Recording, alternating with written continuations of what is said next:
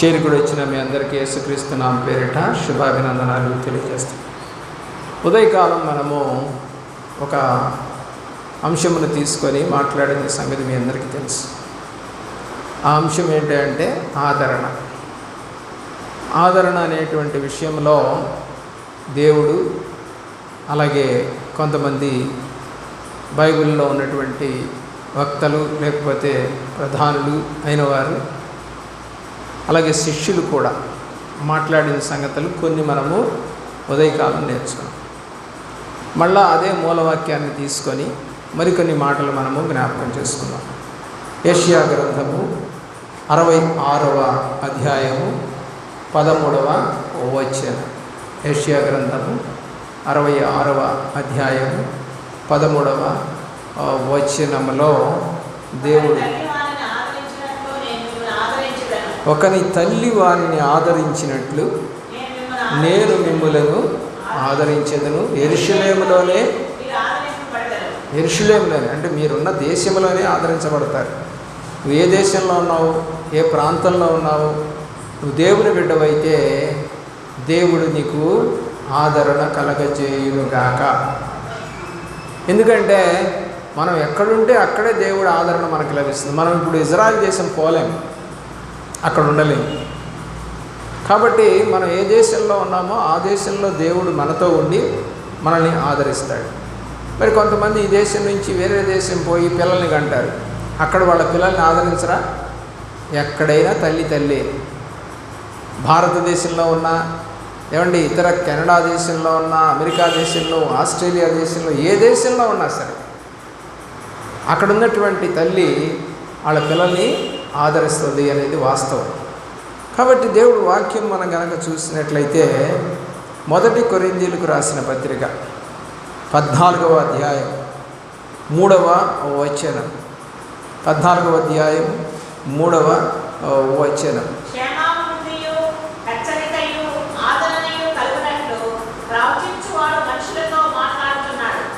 ఏమండి ఏమి కలగాలని మాట్లాడుతున్నాడు? క్షేమాభివృద్ధియు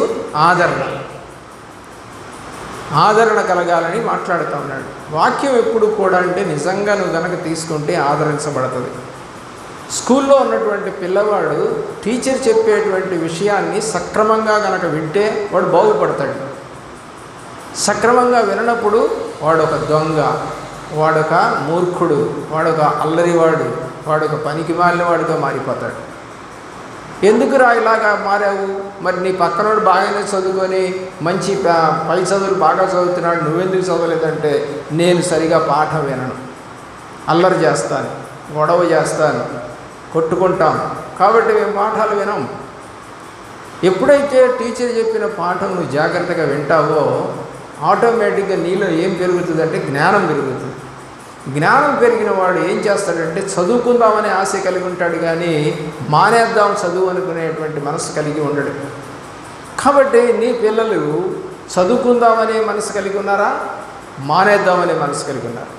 చాలామందిని నేను సంఘంలో వాళ్ళని అడుగుతా, అమ్మా ఏం చదువుకోలేదా నాయన అంటే ఎక్కడ చదివామండి అంటారు. ఎందుకు చదవలేదు, మీ ఊర్లో బడి లేదా అంటే బడి ఉందండి కానీ నేనే సరిగా పోలేదు.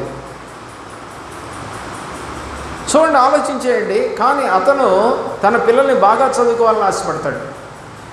అతనికి చదువు నేర్చుకోకుండా తిరిగాడు, కానీ ఇప్పుడు తన పిల్లలు బాగా మంచి చదువు చదవాలని కాన్వెంట్ స్కూళ్ళల్లో చదివిస్తూ ఉంటారు. కొంతమంది గవర్నమెంట్ స్కూల్లో చదివిస్తూ ఉంటారు. ఏదేమైనా సరే పిల్లలు చదవాలనేటువంటి కాన్సెప్ట్ వారి మనసులో ఉంటుంది. కాబట్టి ఆదరణ కలగాలని మాట్లాడుతూ ఉన్నాం. ఎక్కడైనా మనిషిని ఆదరించేటట్టుగా ఉండాలి కానీ ద్వేషించేటట్టుగా ఉండకూడదు. ద్వేషించేవాళ్ళు క్రైస్తవులు కారు. ద్వేషించే వాళ్ళంతా కూడా ఎలాగుంటారంటే అన్యుల్లాగా ఉంటారు. వాళ్ళు పక్కపక్కనే ఉన్నా కూడా మాట్లాడుకోరు. ఒకే రక్తం పట్టుకొని పుంచినటువంటి పిల్లలు కూడా మరి వీళ్ళకి పడకుండా మాట్లాడుకోకుండా ఉండేవాళ్ళు చాలామంది ఉంటారు. ఏమీ లేదు వాళ్ళ మధ్య, ఒకరంటే ఒకరికి ఆదరణ లేదు. ప్రియులరా, 2 కొరింథీ పత్రికలో 1వ అధ్యాయము 3వ వచనం, సమస్త ఆదరణను అనుగ్రహించువాడు యేసుక్రీస్తు.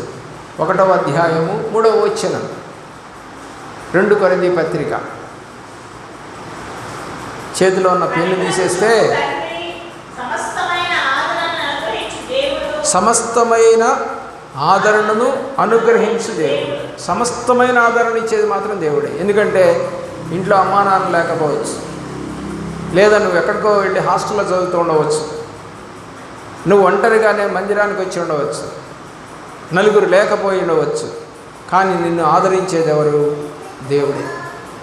దేవుడు పక్షాన నువ్వు నిలబడాలని వాక్యము సెలవిస్తూ ఉంది. దేవుని ప్రేమిస్తున్నటువంటి ప్రియ బిడ్డలారా, ఆలోచన చేయండి. దేవుని వైపు చూడవలసిందిగా ప్రేమపూర్వకంగా మిమ్మల్ని కోరుకుంటా ఉన్నాం. 4వ వచనం కూడా చదవండి. 4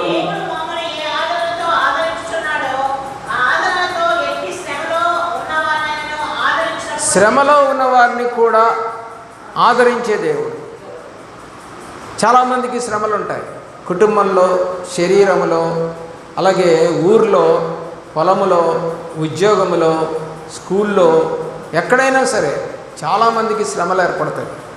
మొన్న ఇక బాపట్లో ఉన్నటువంటి ఒక అమ్మాయికి ఆ టీచర్ ఏదో అన్నదని చెప్పేసి పోయి ఆ యొక్క దగ్గరే కాబట్టి వాళ్ళకి స్టేషను, ఆ యొక్క స్టేషన్ పట్టాల మీద పడుకుంది.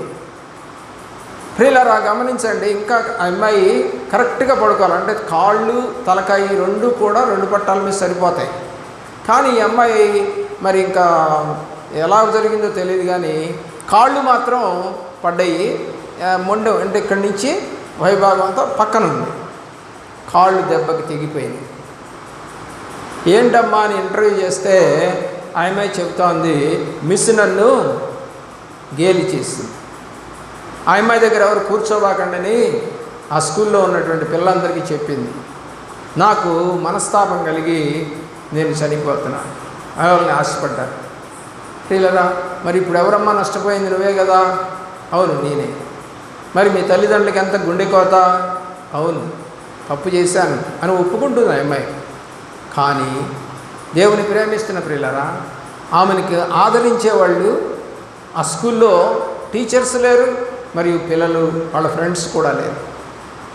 ఎప్పుడైతే ఆదరణ మనకు కరువు అవుతుందో మనల్ని సాతాను పట్టుకుంటాడు, చనిపోమంటాడు, లేకపోతే ఇంకో రకంగా పారిపోమంటాడు, వెళ్ళిపోమంటాడు, ఏమండి అలాగే దుర్భాషలాడమంటాడు, ఎదురు తిరగమంటాడు, రకరకాలుగా చెప్తాడు. వాడికి ఉన్న బుద్ధి ఏంటంటే చెడుతనం చేయటమే వాడి యొక్క అలవాటు. కానీ దేవుడి యొక్క వాక్యం అంతా ఏం చెబుతుందంటే సమస్తమైనటువంటి ఆదరణ అనుగ్రహించే దేవుడు శ్రమలో ఉన్న వారికి కూడా ఆదరణ కలగజేస్తాడు. అలాగే 6వ వచనం కూడా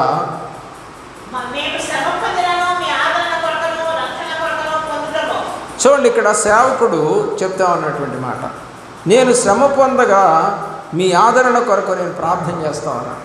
కష్టం వచ్చింది సేవకుడికి, అయినా కూడా ప్రార్థన చేస్తాను నేను మీ కొరకు అని అంటా ఉన్నాడు. కాబట్టి సేవకుడు శ్రమయందు కూడా మీ ఆదరణ కొరకు ప్రార్థన చేసేవాడు. సేవకుడు నీ ఇష్టం వచ్చినట్టుగా మాట్లాడటం కానీ, నీ ఇష్టం వచ్చినట్టుగా హేళన చేయటం కానీ నువ్వు జరిగితే దాని పర్యవసానం నీవు నీ కుటుంబము అనుభవిస్తుంది. దేవుడికి ఇష్టంగా చేసి ఏ పనైనా సరే మొదట బాగానే కనపడుతుంది. సామెతల గ్రంథంలో అంటాడు, నువ్వు ఎంచుకున్నటువంటి మార్గం నీకు ఇష్టంగానే కనపడుతుంది, కానీ తుదకది మరణమునకు దారితీస్తుంది అని రాశాడు. కాబట్టి నువ్వు ఎంచుకున్న మార్గం ఏది? దేవుడిని ప్రేమిస్తున్నావా? దేవుడి పేరట వచ్చిన సేవకుడిని ప్రేమిస్తున్నావా? సేవకుడు చెప్తున్నటువంటి వాక్యమును ప్రేమిస్తున్నావా?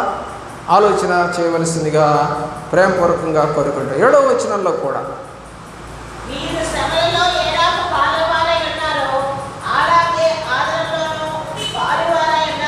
శ్రమలో పాలివారై ఉన్నట్టుగా ఆదరణలో కూడా మీరు పాలివారు అవుతారు.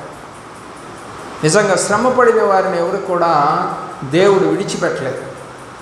మోషే 40 సంవత్సరాల పాటు ఇశ్రాయేలు ప్రజలతో శ్రమ పడ్డాడు. వాళ్ళు అనేక మాటలు అన్నారు మోషేని. తన బంధువులు, తన అన్నలు, తన అక్క, ఏమండి వీళ్ళందరూ కూడా మోషేని ద్వేషించారు. కోరహు కుమారులు దాతాను, కోరహు అభిరాములు ద్వేషించారు. ఇశ్రాయేలీలు మమ్మల్ని ఇక్కడికి చంపడానికి తీసుకొచ్చావా అని చెప్పి మోషే మీద తిరుగుబాటు చేశారు. దేవుడికి కోపం వచ్చింది. దేవుడు కోపము పాములను రప్పించి వారిలో అనేక మందిని చంపించాడు. నీళ్లు లేవని గొడవ, ఏమండి ఆహారం లేదని గొడవ, మాంసం లేదనే గొడవ, ఏమండి అనేక రకాలుగా 24 లక్షల మందిని నడిపిస్తున్నటువంటి మోషేకి ఆదరణ లేదు. ఆదరించింది ఎవరంటే దేవుడే. సంఖ్యాకాండం 12వ అధ్యాయంలో మరి అక్క అన్న ఇద్దరు కూడా అతని మీద ఎదురు తిరిగారు. ఇంకా అరణ్యంలోనే ఉన్నారు వాళ్ళు. మరి కుటుంబీకులే మరి అన్న అక్కే అతనికి ఎదురు తిరిగినప్పుడు మరి ఆయన్ని ఆదరించేది ఎవరు? దేవుడే. చూడండి మాటలు, కూషు దేశస్థిరాలని చేసుకున్నావని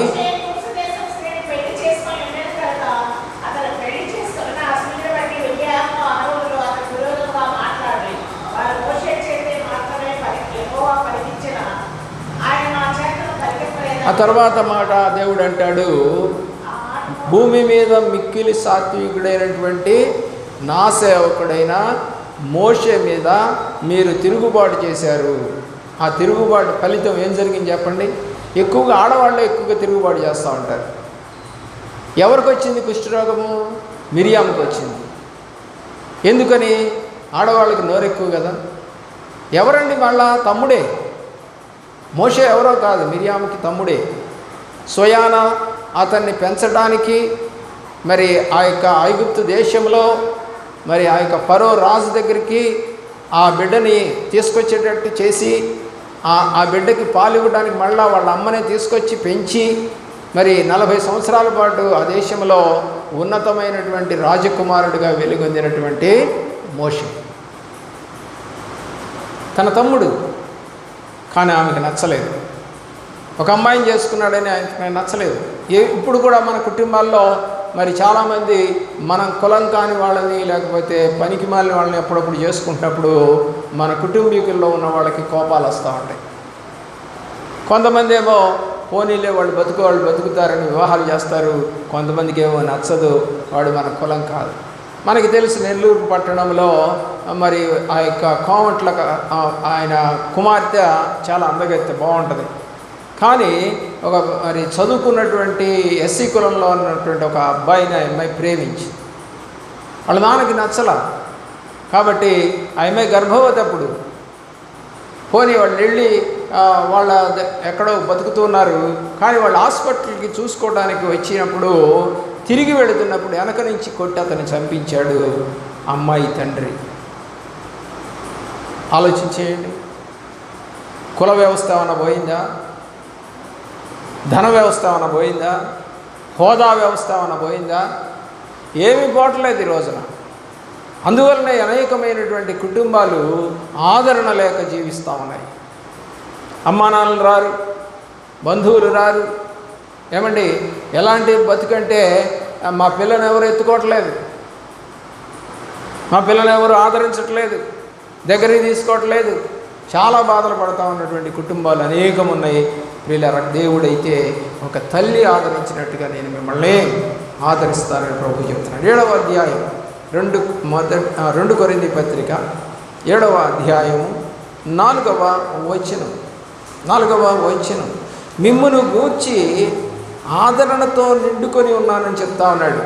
4వ వచనం.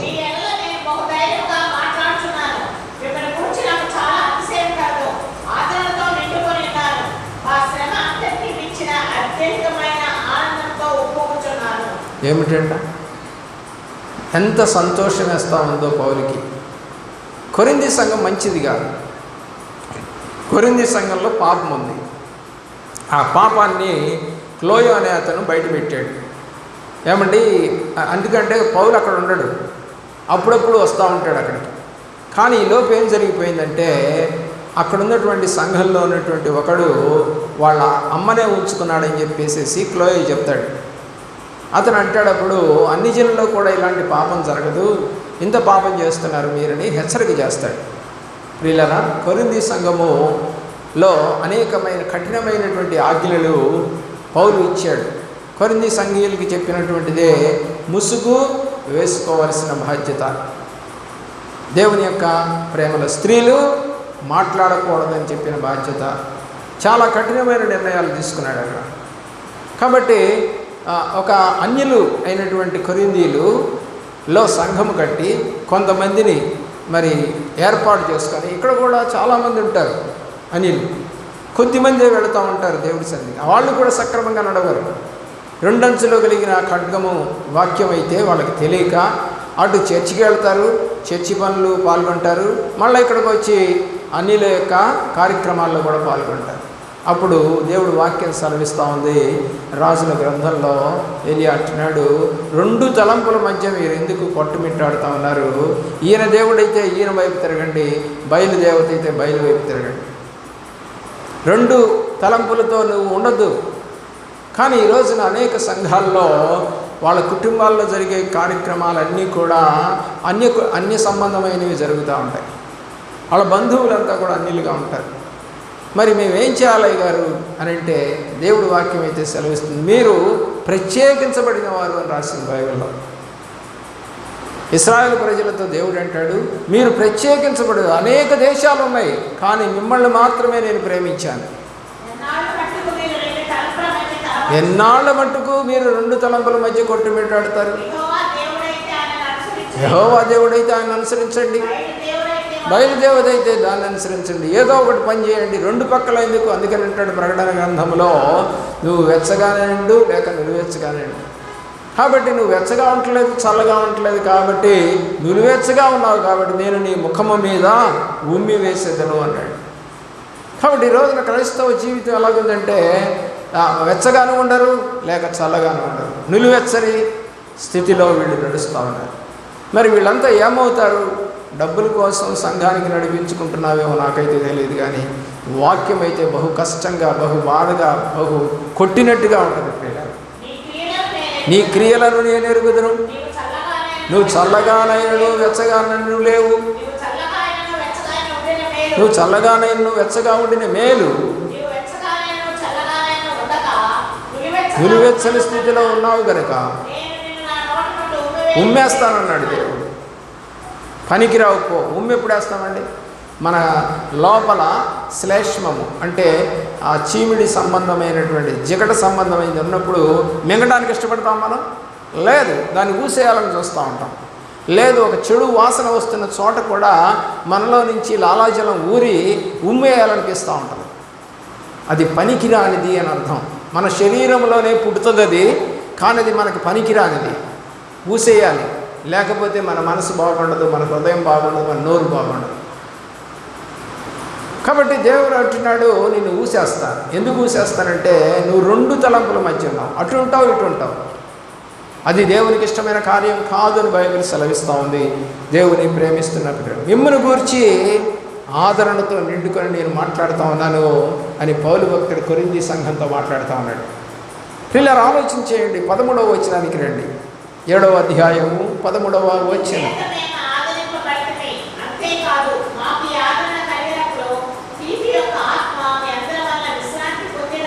దేవుని ప్రేమిస్తున్న పిల్లరా, ఒక శిష్యుడు ఉన్నాడు పౌలుకి. అతను తీతు వలన వాళ్ళు ఆత్మ మీ అందరి వలన ఆదరణ ద్వారా ఆదరిస్తూ ఉందనంట. ఒక వ్యక్తి వచ్చి నిన్ను వాక్యం చెప్పి నిన్ను దేవుళ్ళో నిలబెట్టాలని చూస్తూ ఉంది. అది ఆదరణ కలిగించడానికి చేసిన పనే తప్ప నిన్ను ద్వేషించడానికి చేసిన పని కాదు. నువ్వు తప్పిపోయిన గొర్రెవేమో, నువ్వు వెనకడుగేసిన గొర్రెవేమో, నీ తల్లిదండ్రులను విడిచిపెట్టినట్టుగా సంఘంలో నిన్ను కన్నటువంటి తల్లిదండ్రులను విడిచిపెట్టే వ్యక్తివేమో. అందుకని కొంతమంది కుటుంబాల్లో భర్తలు లేకపోతే భార్యలు మరి వేరైపోతా ఉన్నటువంటి సందర్భాలు మనం చూస్తాం. నచ్చదు వాళ్ళకి. అలాగే ఎందుకు నచ్చలేదంటే, కరెక్ట్గా ఉండాలి అన్నప్పుడు మనకు కొన్ని తప్పులు చేస్తూ ఉన్నప్పుడు ఆ తప్పులతో ఏకీభవించినప్పుడు మరి అప్పుడు మనకి ద్వేషం అనేది ఏర్పడుతుంది. ఒక ఆమె చేలో నుంచి వస్తూ ఉంది, వస్తూ 2 దోసకాయలు ఒళ్ళో వేసుకుంది. పక్కన ఉందంట, అలా చేయకూడదు, దొంగతనం, మనము తప్పది అందంట. ఏమవుతులే 2 కాయలు తీసుకుంటే అందంట. దేవుని ప్రేమిస్తున్న పిల్లలు చక్కగా ఆమె మెత్తాళ్ళు వేసుకొని లేకపోతే ఇగురు వేసుకొని లేకపోతే పప్పు వేసుకొని చక్కగా దోసకాయలు కోసుకొని తినిందంట. అయిపోయింది, చాలా బాగుంది, ఈరోజు కూరగాయలు కొనే పని లేదు అని అనుకుందంట. దేవుని ప్రేమిస్తున్నటువంటి ప్రియ బిడ్డలారా, ఆమె తెచ్చుకున్నటువంటి ఆ దోసకాయలు ఖరీదు ఒక 20-30 రూపాయలు ఖరీదు, కేవలం 1 కేజీ. ప్రియులారా, అయిపోయింది. ఆ నెల గడిచిపోయింది, బాగానే ఉన్నారు. 2వ నెలలో ఆమెకు ఒక అనారోగ్యం వచ్చింది. ఆ అనారోగ్యం ఎందుకు వచ్చిందో ఆమెకు తెలియదు, కానీ ఆమెకు అనారోగ్యం వచ్చేసింది. తీసుకెళ్ళి ఆసుపత్రిలో పారేశారు. ప్రియులారా, దరిదాపుగా చనిపోయే స్టేజ్కి వెళ్ళిపోయిందంట. అంటే ఫుడ్ పాయిజన్ అయిపోయింది ఆమెకి. మరి ఏం తినిందో మనకు తెలియదు. 2 లక్షల రూపాయల దాకా ఖర్చు అయింది. ఆసుపత్రిలో కలిసి 10 రోజులు ఉంది. ఎందుకయ్యా అని ఆమె పరిశీలన చేసుకోవాలా, నేనేం తప్పు చేశాను అని పరిశీలన చేసుకోలేదు. కాబట్టి ఆ పక్కన ఉన్నటువంటి 2వ ఆమె చెప్పిందంట, నేను ఆ రోజు నీకు చెప్పాను, అనవసరంగా నువ్వు దొంగతనం చేశావు. చాలామంది మరి చిన్న చిన్న విషయాల్లో దొంగతనం చేస్తారు, మోసం చేస్తారు, అబద్ధం ఆడతారు, అక్రమంగా నడుస్తారు, దేవునికి విరోధంగా మాట్లాడతారు. ఎందుకు అపవాది నిన్ను పట్టుకున్నాడు. ఆదరణ కలిగించే దేవుడు నీకున్నాడు. కష్టములలో, బాధలో, ఇరుకులో, ఇబ్బందిలో కూడా దేవుడు నీకు తోడై ఉంటాడు. రోమాపత్రికలు అంటాడు, నాకు ఎన్ని కష్టాలు వచ్చినా క్రీస్తు ప్రేమ నుండి నన్ను ఎడబాపునదేది. కష్టాలు వచ్చినప్పుడు దేవుడిని విడిచిపెడతావా? బాధలు వచ్చినప్పుడు దేవుడిని విడిచిపెడతావా? ఆదరణ కలిగించే దేవుడు ఉన్నాడనే నమ్మకం నీకు లేదా? ప్రార్థన నీకు రావటం లేదా? 13వ అధ్యాయము 2 కొరింథీ పత్రిక 11వ వచనం. 13వ అధ్యాయం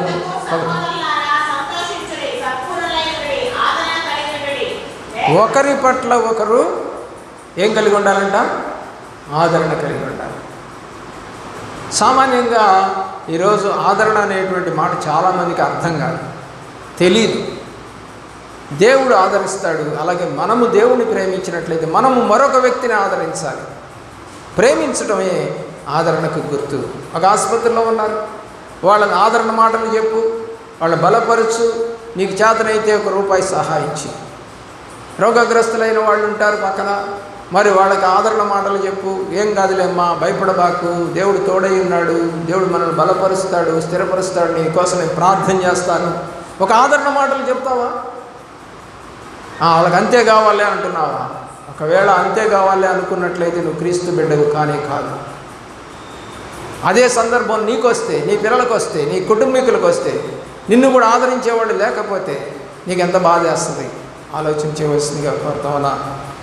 ఒకరి పట్ల ఒకరు ఆదరణ కలిగి ఉండాలి. ఫిలిప్పీయులకు రాసిన పత్రిక 2వ అధ్యాయం 1వ వచనం. ఫిలిప్పీయులకు రాసిన పత్రిక 2వ అధ్యాయము 1వ వచనం. ప్రేమ వలన ఆదరణ కలుగుతుంది. చదవండి, 2వ అధ్యాయము 1వ వచనం. ఫిలిప్పీయులకు రాసిన ప్రేమ వలనే ఆదరణ కలుగుతుంది. బైబిల్ సెలవిస్తూ ఉందన్నమాట. అంటే ఆదరించలేకపోతున్నావు అంటే నీలో ఏమి లేనట్టు? ప్రేమ లేనట్టు. ఒక వ్యక్తిని నువ్వు ఆదరించలేకపోయావు అని అంటే నీలో క్రీస్తు ప్రేమ లేదు, లౌకిక ప్రేమ. ఏమండి, మరి మా ఇంటి దగ్గర ఒక ఏదో బొమ్మ పెట్టి దానికి కొలుపులు చేసి మరి ఇష్టం వచ్చినట్టుగా తాగి టపాకాయలు కాల్చి గందరగోళం చేశారు. కానీ ఆ డబ్బులు వాళ్ళ కుటుంబంలో లేదా వాళ్ళ బంధువుల్లో, వాళ్ళ ఇంటి పక్క వాళ్ళకి బాగలేని వాళ్ళకి ₹1 ఇవ్వమంటే ఎవరు ఇవ్వట్లా. నేను ఒకరోజు నా తల్లిని అడిగాను, ఏంటమ్మా అంటే, అయ్యా వాళ్ళు అలాగా డ్యాన్సులు వేస్తూ అన్నీ చేస్తూ ఉన్నారు, కానీ పక్కన ఉన్నటువంటి ఆ తల్లిని పట్టించుకోవట్లేదయ్యా, హాస్పిటల్లో చూపించట్లేదయ్యా, అయ్యా ఇదంతా అవసరమా అని అడిగింది నన్ను. నేను వాళ్ళకి చెప్తే వినే స్టేజ్లో లేరు. తాగారు, మరి టపాకాయలు కాలుస్తున్నారు, గంతులు వేస్తున్నారు, డ్రమ్ములు కొడుతూ ఉన్నారు. వాళ్ళకేమీ మనం చెప్పేది వినపడట్లేదు. వాళ్ళ ఇంట్లో ఉన్నటువంటి వాళ్ళ తల్లినే ఆదరించలేనటువంటి పిల్లలు. బైబిల్ చెప్తుంది, ప్రేమ లేనప్పుడు ఆదరణ అనేది ఉండదు. కొలస్సీలకు రాసిన పత్రిక 2వ అధ్యాయం 2వ వచనం. కొలస్సీలకు రాసిన పత్రిక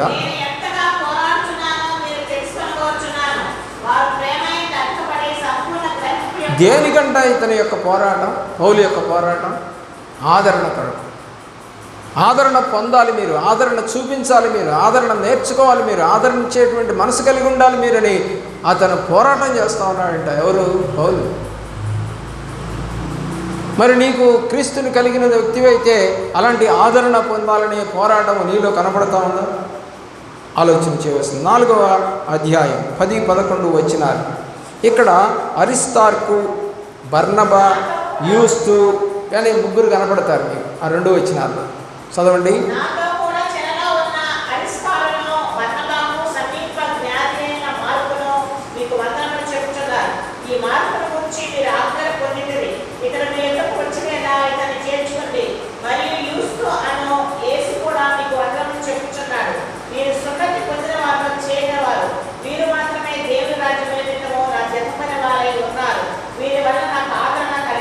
ఆ 4 మనుషుల గురించి రాశాడు అక్కడ. అరిస్తార్కు, బర్నబా, మార్కు, యూస్తు. ఈ 4 వలన పౌలుకి ఏం కలిగిందంటండి? ఆదరణ కలిగింది. మరి ఎంతోమంది ఉన్నారు కదండి పౌలుకు సంబంధించిన బంధువులు, చాలామంది ఉన్నారు. అతను దేవుణ్ణి ఎరగకముందు చాలామంది ఉన్నారు అతనికి. కానీ వాళ్ళెవరూ వచ్చి ఇతన్ని ఆదరణ కలగజేయలేదు.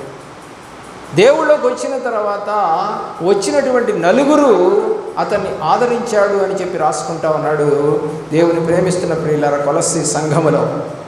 అలాగా దేవుని యొక్క ప్రేమలో మనం గనక ఆలోచన చేసినట్లయితే కొంతమందిని మనము జ్ఞాపకం చేసుకుందాం ప్రియులారా. దేవుని యొక్క ప్రేమలో ఎస్తేరు గ్రంథం 2వ అధ్యాయం 7వ వచనం. ఎస్తేరు గ్రంథం.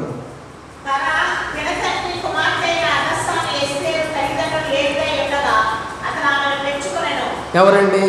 తినతండ్రి అయినటువంటి మొర్దెకై ఏమండి ఆ యొక్క ఎస్తేర్ అనే అమ్మాయిని పెంచుకున్నాడట. ఎంత ఆదరణ అండి! ఒక అమ్మాయిని పెంచాలంటే ఎంత ఖర్చు అవుతుంది? ఎన్ని బాగోగులు చూడాలి? మగవాడినైనా వదిలేసాము కానీ ఆడపిల్లని అట్లా వదిలేలేంగా. కన్యాత్వం వస్తుంది ఆ పిల్లకి, అప్పుడు ఇంకా జాగ్రత్తగా చూడాలి. మరి ఆ అమ్మాయిని ఏం చేశాడండి మొర్దెకై? తినతండ్రి రాణిని చేశాడు. అంటే ఆ అమ్మాయి యుక్త వయసు వచ్చేంతవరకు కూడా చక్కగా ఆ అమ్మాయిని పెంచి పోషించి పెద్ద చేసి ఎక్కడికి పంపిస్తూ ఉన్నాడు? రాజు దగ్గరికి పంపిస్తూ ఉన్నాడు. నిజంగా ఎంత ఆదరణ అండి!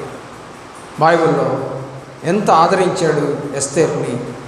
అలాగే ఫిలేమోను పత్రిక మనం చూసినట్లయితే ఫిలేమోను పత్రికలో మరి 1వ అధ్యాయము 1వ వచనం పౌలు ఫిలేమోను గురించి మాట్లాడుతూ ఉన్నాడు. 1వ అధ్యాయము 1వ అధ్యాయము 1వ వచనం. త్వరగా తెరవండి.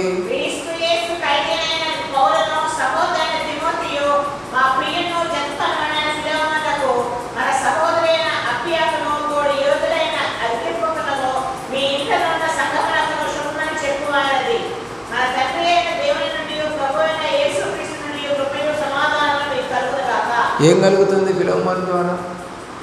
కృపయు సమాధానము ఆదరణ కలుగుతూ ఉన్నదని బైబిల్ మనతో మాట్లాడుతూ ఉంది. యోహాను రాసిన సువార్త 11వ అధ్యాయం 43-44 వచనాల్లో లాజరును బతికించి మార్తా మరియలకు యేసు ప్రభువారు ఆదరణ కలిగించారు.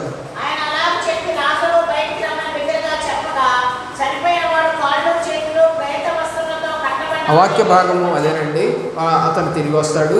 అప్పుడు ఇద్దరు అక్కలు ఉంటారు అతనికి. ఆ అక్కలు ఇద్దరు కూడా అతను తిరిగి బతికి వచ్చాడని వాళ్ళకి ఆదరణ కలిగింది. ఎవరి ద్వారా? యేసుక్రీస్తు వారి ద్వారా. అపోస్తల కార్యగ్రంథం 3వ అధ్యాయం 6వ వచనం నుండి 8వ వచనం దాకా కుంటివాన్ని శిష్యులు ఆదరించారు. మందిరానికి వెళుతున్నారు కానీ పేతురు యోహానులు అక్కడ, నేను చదువుతానండి, పేతురు యోహానులు అక్కడ మరి పడి ఉన్నటువంటి ఒక కుంటివాడిని చూశారు. వాడు ఏదైనా దొరుకుద్దేమో అని చూశాడు. కానీ పేతురు అంటున్నాడు, మా దగ్గర వెండి బంగారం లేవు, మేము మాకు కలిగినదేని నీకు ఇస్తున్నామని చెప్పి యేసుక్రీస్తు నజరేయుడు యేసు నామములో లే అన్నాడు. వాడు కాళ్ళు బలపడి వాడు లేచి వచ్చాడు, గంతులేసాడు. ఎంత ఆదరణ! శిష్యుల ద్వారా ఒక వ్యక్తి ఆదరించబడ్డాడు. నీ ద్వారా ఎవరైనా ఆదరించబడేటువంటి స్థితిలో ఉన్నారా? ఇంకా ద్వేషమే ఉందా నీలో? ప్రేమ లేదా? ప్రేమ లేని వారెవడు కూడా దేవుణ్ణి చూడలేడు. నువ్వు ఎన్ని చర్చిలకు వెళ్ళినా, ఎన్ని ప్రార్థనలు చేసినా, ఎన్ని కానుకలు ఇచ్చినా దేవుడు చూస్తూ ఉన్నాడు. ప్రియులరా, సరైన పద్ధతిలో కాక అక్రమమైనటువంటి పద్ధతిలో ప్రభు సన్నిధికి నువ్వు వెళుతున్నావేమో, సరి చేసుకోకుండా ఉన్నావేమో, ఆదరణ లేని వ్యక్తిగా నీవు ఉన్నావేమో. దేవుడైతే కోరుకుంటున్నాడు, నీకు ఆదరణ ఇవ్వాలని ఆశపడతా ఉన్నాడు. ఇంకొక మాట చదివి నేను ముగిస్తానండి. దేవుని యొక్క ఫిలెమోనుకు రాసిన పత్రిక 7వ వచనం చదవండి. 7వ వచనం ఫిలెమోనుకు రాసిన పత్రిక 1వ అధ్యాయమే 7వ వచనం.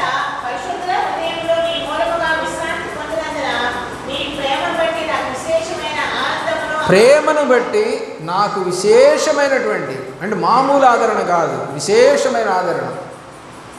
దేవుని యొక్క ప్రేమలో ప్రియులరా,